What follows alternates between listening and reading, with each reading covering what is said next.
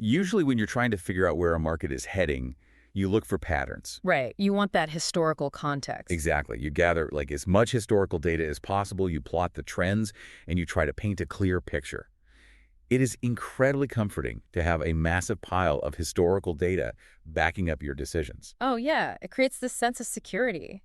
You start to believe that, if you have enough data points from the past, the future just naturally becomes predictable. But then you step into the world of highly volatile commodities, specifically the uranium market. Which is a whole different beast. It really is. Suddenly, that historical data isn't just unhelpful, it is actively dangerous.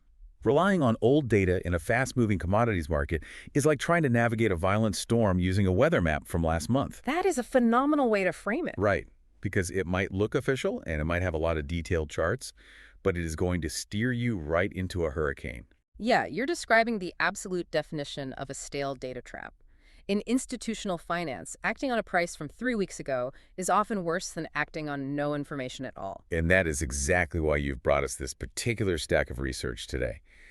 If you are tracking the energy sector, I know you want to be well-informed without drowning in all that noise. You're not getting caught in those traps, yeah. Exactly. So what we have here is a highly technical, Bloomberg brief-style institutional financial digest. Specifically, it's a rigorous uranium small and mid-cap monitor report for the week ending August 14th, 2026. A very specific, very tight window. Yes. Our mission today is to cut through the heavy jargon, bypass the stale data, and extract the absolute freshest, verified updates straight from the trenches of the uranium market. And we're leaving the mega cap companies behind today, right? We are. We're focusing strictly on the physical and financial realities of the small and mid-cap miners, the developers, and the explorers. So, okay, let's unpack this. I am ready, and I have to point out right up front, the methodology of the report you just described is wonderfully ruthless. Oh, they do not play games with their numbers. They really don't. So before we dive into specific companies and who is actually digging uranium out of the ground, we have to establish the baseline reality of the market they're operating in. What is the actual physical current price of uranium? The most important question. Right. So according to this digest, for the week ending August 14th, 2026, the U308 spot price is sitting in an incredibly tight verified band of US $87.23 to US $87.25 per pound.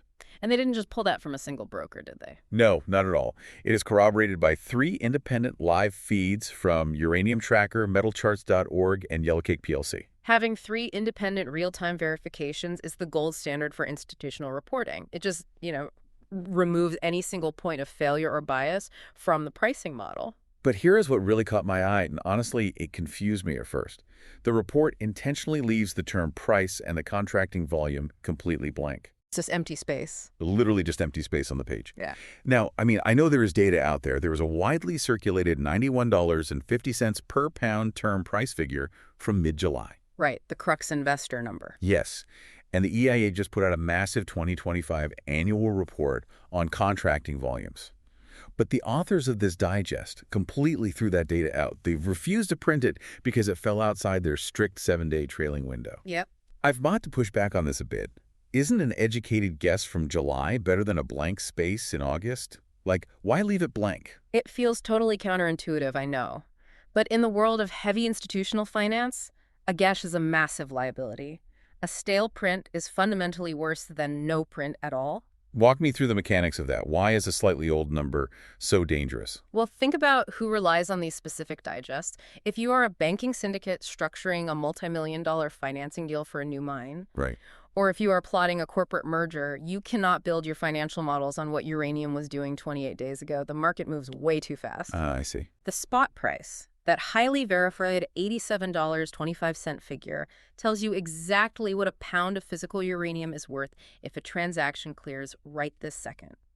It is a measure of immediate market liquidity. And the term price. The term price represents what utility companies are agreeing to pay for long-term supply contracts stretching years into the future.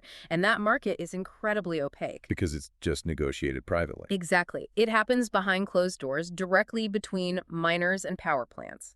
So if a report from July says the term price is $91.50 and you print that in a mid-August update as if it's current, You are papering over a data gap with an illusion of accuracy. Exactly. You are giving your readers false confidence. The refusal to include that mid-July number or the EIA's full-year backward-looking data is honestly a masterclass in methodological discipline. It sets a standard. Right. It tells the reader, hey, we only deal in verified present-day reality. It sets a rock-solid foundation for every single corporate maneuver we are about to discuss.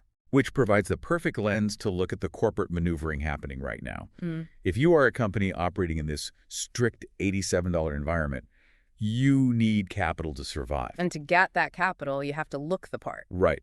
We're seeing companies fundamentally restructure their identities and their share structures to capitalize on this exact market condition. Let's look at Global Uranium Corp, trading on the CSE. UURN. Yeah. I'm looking at their filing, and they just executed a 10-for-1 share consolidation. They were taking 59.2 million outstanding shares and shrinking them down to roughly 5.9 million. Huge reduction. Massive. Yeah. The filing also notes they reissued their CSIP and ISIN numbers, and any fractional shares are just rounded down with no cash outs. I'll be honest, I always thought a share consolidation was a bit of a red flag. Like a desperate move? Yeah, like artificially inflating a penny stock's price just to avoid getting delisted. In a lot of sectors, you would be entirely right to be skeptical. It often is a defensive move. But you have to look at the specific motivation and the mechanics of the uranium market right now. From an institutional perspective, this is a classic, highly strategic maneuver. How does shrinking the number of shares actually help them, though? The overall value of the company hasn't changed. The underlying value remains identical, yes, but it is all about market positioning and the concept of the float. The float being the shares available for the public to trade. Exactly. Many major institutional funds, the ones with hundreds of millions of dollars to deploy, operate under strict legal mandates. They are simply not allowed to buy stocks that trade under a certain dollar amount. To protect against volatility. Right. They also avoid companies with a massive, highly dilutive float of hundreds of millions of shares because it just makes the stock too heavy to move. So by shrinking the share count from 60 million to under 6 million, the per share price basically multiplies by 10, suddenly pushing them over that institutional price threshold. Precisely. It makes the stock mathematically palatable to serious investors. And the reissuing of the CSIP and ISIN numbers? Wait, what are those numbers again? They are basically the unique serial numbers, or like the VIN numbers, for a financial security. When you consolidate, you essentially retire the old fleet and issue a brand new set of deeds. Oh, wow. Yeah, and management explicitly stated this consolidation is to provide flexibility for future financing opportunities. You don't go through this administrative overhaul unless you are preparing to ask very large funds for very large amounts of money. You're putting on a suit for a big interview. Exactly. Now, in a totally different flavor of corporate housekeeping, we have Four Seas Metals. They didn't just consolidate, they completely rebranded. A total overhaul. Yeah, they are now Azarian Energy Limited, trading under the brand new ticker ARN on the TSX. They are positioning this entire new identity around advancing their Narasa project in Namibia and openly pursuing M&A. Right. But why go through the immense legal headache of changing the actual name of the company? Well, a full rebrand, complete with a new ticker and a refreshed corporate narrative, is basically a flare sent up to the rest of the sector. You do it to wipe the slate clean and break away from any legacy market perceptions. So it's a signal. A huge one. It usually signals a massive strategic pivot. Either they are gearing up for highly aggressive, active development of that Narasa project, or they're looking to get bought, like you mentioned with the M&A pursuit. Exactly. They are cleaning up the house to make themselves an attractive target for a larger company to acquire. It is a very deliberate signal that the old days are over and a new operational phase has begun. Okay, so you fix the stock structure, you rebrand the company, that is all the paper pushing, but then you actually have to execute the vision, which means putting the right heavy hitters in the boardroom. Following the talent. Let's follow the talent, because this is where the strategy gets real. Over at Uranium Royalty Corp, UROY on the NASDAQ, they just added 2 massive names to their board as independent directors. Heavyweight. Seriously. Kevin McQuilkin, who was senior M&A at Wells Fargo and JP Morgan, and Peter Rosenauers from Orion Mine Finance. Both of these guys are 35-year finance veterans. Dropping that level of Wall Street experience into a boardroom all at once is staggering. It is. And reading through the details, this wasn't just like a casual hiring process. This addition was explicitly driven by an investors' rights agreement involving major players like the Ontario Teachers' Pension Plan and Orion Resource Partners. Which tells you a lot. How does an agreement like that actually work behind the scenes? An investors' rights agreement is essentially a mechanism of control. When massive institutional players like the Ontario Teachers' Pension Plan, which is one of the most sophisticated pools of capital on the planet, right? Right. When they inject significant money into a company, they don't just hand over a check and hope for the best. They contractually require the right to install their own trusted generals on the board. To oversee exactly how their capital is being deployed. Exactly. And with Uranium Royalty Corp, you have to remember their business model. Royalty companies don't mine. Right. They provide the money. They act as specialized banks for miners, providing capital upfront in exchange for a cut of future production. You don't bring in 35-year veterans from JP Morgan unless you are preparing for highly complex, large-scale financial engineering. Big capital is tightening its grip on governance. That makes perfect sense. And we see a different kind of talent shift over at Aura Energy. They just announced their CFO is resigning. Yeah, but the resignation itself isn't what's interesting there. No, it's the parameters of the replacement search. They announced a generous 4-month handover period, and they explicitly stated the board is searching for a successor with direct experience financing major resource projects to advance their Tiris project in Mauritania. That is an incredibly revealing job description. Right. If you are tracking Aura Energy, what does that specific language tell you?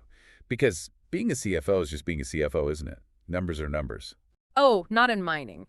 There is a massive difference between an exploration CFO and a project finance CFO. How so? Well, an exploration CFO is great at managing smaller capital raises, keeping the burn rate low, Right. managing drilling budgets. But Aura's targeted search screens that they are pivoting hard. Moving to the next phase. Yeah, they are transitioning from being a scrappy exploration company to requiring heavy-duty, complex project financing. Because they actually want to build the mine now. Yes, you don't put out a highly specific headhunt for a major resource project expert unless you are staring down the barrel of a multi-hundred-million-dollar capital raise involving debt syndicates, equity, and potentially offtake agreement. That is a whole different ballgame. Completely. The fact that they are maintaining a calm 4-month handover with no interim appointment shows they aren't panicking. They are methodically setting the stage for their bankable feasibility study and full project financing by year-end. That transition from explorer to actual builder is notoriously brutal. Which brings us to the companies who have actually survived that transition, the producers. The ones actually moving dirt. Let's look at the physical reality of the market right now. Who is actually getting uranium out of the ground, and what does it fundamentally cost them to do it? Because this report paints a tale of two vastly different operational realities. It really does. First, we have Energy, trading on the NYSE American and TSX. They reported a massive Q2 surge at their Shirley Basin project. They drummed over 140,000 pounds of U3O8, which is up 47% quarter-on-quarter. A fantastic quarter for them. Incredible. Yeah. But here's the critical data point. Their cash costs were a very healthy $40.20 per pound, against an average realized sales price of $66.85 per pound. That is a very comfortable operating margin. They are clearly making money on every single pound they deliver, which is obviously bolstered by their $95 million in unrestricted cash. But then you look at Encore Energy, their Q2 was honestly a severe struggle. Yeah, a totally different story. Right. Their extraction volumes fell sharply to just over 131,000 pounds. And because that volume dropped, their weighted average cost to deliver the uranium spiked massively to $75.54 per pound. Which is painful. The terrifying part, their average realized sales price was only $70.10 per pound. They were literally losing money on the uranium they were selling. Yeah. How can two companies operating in the same sector using similar extraction methods have such drastically different financial outcomes in the exact same quarter? Well, it all comes down to the unforgiving physical mechanics of their extraction method, which is In-Situ Recovery, or ISR. All right. For context, ISR doesn't involve digging a massive open pit or sending miners underground. It is essentially a massive, highly calibrated plumbing operation. Pumping fluids instead of moving rock. Exactly. You pump a chemical solution down into the ground, it dissolves the uranium directly within the ore body, and then you pump that uranium-rich solution back to the surface processing plant. So it's heavily dependent on flow rates and fluid dynamics. Completely. and it requires immense scale to be profitable. Our Energy is currently reaping the rewards of operational momentum. Sure. They received final state regulatory authorization to commence full production, so they are hitting their stride. So the pipes are flowing. Fast. The key here is fixed costs. When you have a processing plant running, your baseline costs like labor, power, maintenance, they stay relatively the same whether you pump 10 pounds or 10,000 pounds. I see. So as Energy pumps more volume through that fixed infrastructure, their cost per pound drops beautifully. That is how they achieve that $40 cost. But that economy of scale works both ways. If the pipes slow down, The math turns against you instantly, and that is what Encore is experiencing. They are facing severe, albeit likely temporary, margin pressures. because their volume dropped. Right. When your extraction volume drops sharply, and Encore's dropped from over 317,000 pounds a year ago down to just 131,000 this quarter, all of those heavy, fixed operational costs now have to be spread over far fewer pounds of uranium. So your per pound cost skyrockets. Exactly. Meaning that having a top-line revenue number doesn't matter at all if your plumbing isn't flowing efficiently. Top-line revenue is a complete illusion if your extraction costs outpace your realized sales price. You are literally paying money to pull rock out of the ground. Wow. Now, Encore has the liquidity to weather this storm. They have over $88 million in total liquidity, and they're simply waiting on final permits for wellfield extensions later this year to get those volumes back up. Okay, good. But it is a stark, vital reminder that mining is a physical, friction-heavy business. A high global spot price of $87 doesn't automatically equal a high profit margin if your geology or your plumbing refuses to cooperate in any given quarter. That friction is incredibly real. And if it is that hard for the producers who already have their multi-million-dollar plants built and running, imagine what it is like for the developers who are still trying to get out of the starting blocks. There's a whole other world of pain. Right. Let's look at the builders. While the producers are fighting over daily margins, the developers are in a frantic race against time, regulatory red tape, and massive financing hurdles to build the next generation of mines. And the spectrum of progress here is wild. It really is. This Yeah. is where the macro environment really hits the dirt, right? The contrast in fortunes seems entirely dependent on geography and capital. Absolutely. Like on the positive end of the spectrum, you have Denison Mines making massive physical progress at their Phoenix ISR project up in Canada's Athabasca Basin. They are flying along. They've got over 20% of their site civil work complete. They've got 400 people working on site. They are literally freezing the groundwater to build a specialized freeze wall for Phase 1 containment. Which is incredible engineering. And on top of that, they banked a massive $64 million gain simply by selling legacy uranium they acquired years ago for $36 a pound, letting it go at over $122 a pound. That is a masterclass in treasury management right there. They are literally funding the physical construction of their future mine by selling old inventory at a massive premium. Which means they don't have to dilute their stock. Right. It reduces their need to go to the market for cash. Then you have Deep Yellow. Their Tumas project in Namibia is technically completely ready for a final investment decision. They are just waiting to pull the trigger. Yeah, the math is done. They are just waiting on broader market conditions later this year. And Bannerman Energy, also in Namibia, their stock popped 13% over the week. Not on any new operational news, but just riding sector sentiment, while they wait on Chinese and Namibian regulatory sign-offs for a massive $321 million joint venture financing deal with CNNC. So you have Canada aggressively moving dirt and freezing ground, and you have Namibia poised on the absolute edge of massive capital deployment. But then you look at Global Atomic, their DASA project in Niger. Operationally, the engineers are executing beautifully. Oh, the engineering is flawless. The underground mine development is literally reaching the 4th mining level deep in the earth. The processing plant earthworks on the surface are 95% complete, but management just had to announce a harsh reality check. Yeah, this was tough. The very first Yellowcake shipments are delayed to the second half of 2028. Not because of engineering failures, but because of financing delays. It honestly seems like digging a hole 4 levels deep into solid rock is somehow easier than getting bankers to release funds. It often is, honestly. There is an old saying in resource development, capital is a coward. Oh, I love that. Capital is a coward. Explain how that applies to Global Atomic. Well, it highlights the ultimate variable in mining risk, Developing a mine in a Tier 1, highly regulated jurisdiction like Canada, where Denison is operating, carries a very different risk profile than developing in Niger. Right, because of the geopolitical situation. Exactly. Niger has experienced significant geopolitical upheaval recently. Even if the ore body is world-class and DASA is undeniably an incredible asset, and even if the physical miners are underground doing the hard work, The money gets scared. the international banks and debt syndicates sitting in boardrooms in London or New York get very nervous. They start recalculating the risk premiums and the paperwork just slows down. Exactly. The delays at DASA are a stark, real-world example of the financing gap in emerging markets.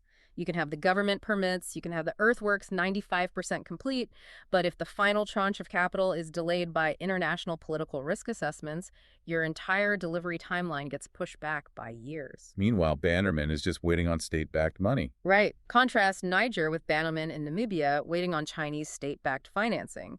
China takes a very different decades-long strategic view on securing energy supply chains, which is exactly why Bannerman stock is popping even while they wait for the ink to dry.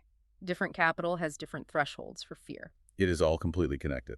The strict $87 spot price, the boardroom shifts, the brutal struggle to keep ISR plumbing costs down, and the geopolitical reality of trying to flow hundreds of millions of dollars into Niger. It is a living ecosystem, and this specific Bloomberg-style report captured it perfectly by strictly isolating just 1 week of verified hard data. We took a stack of incredibly dense institutional data today and extracted the actual narrative. We looked at why an exact $87.25 spot price is crucial, and why hiding behind a stale $91 term price is a liability. Huge liability. We broke down how a 10-for-1 share consolidation and adding Wall Street veterans to a board are actually silent megaphones signaling to massive institutional capital. We saw the physical friction of extraction costs temporarily eating Encore's margins while Energy scales up, and we saw how a banker's delay can freeze a nearly built mine in Africa in its tracks. Which is exactly why this matters to you, whether you are managing a fund or just tracking the energy sector out of curiosity. You have to look past the surface. Right. True financial literacy in commodities is not about memorizing historical data or getting swept up in a company's optimistic PR. It requires looking past the stale data traps to understand the live, physical, and executive realities of the market right this very second. It is understanding the why behind the shifting ticker symbols. I think we have definitely cleared away the noise today. But walking through all of this leaves me with one final lingering thought. What's that? We talked at the very beginning about the danger of navigating a storm using an outdated weather map. We are currently looking at a world that is aggressively pivoting back to nuclear energy, setting massive, legally binding targets to power the grid for the rest of this decade. Yep, the demand is locked in. But if a single geopolitical financing delay in Niger can push a major mine's uranium delivery out by 2 full years, and if a temporary drop in fluid volume can completely erase an American producer's profit margin overnight, just how fragile is the global supply chain that the entire world is relying on to keep the lights on? It's a very sobering reality to consider. Think about the physical reality of that the next time you flip a switch. We'll see you next time.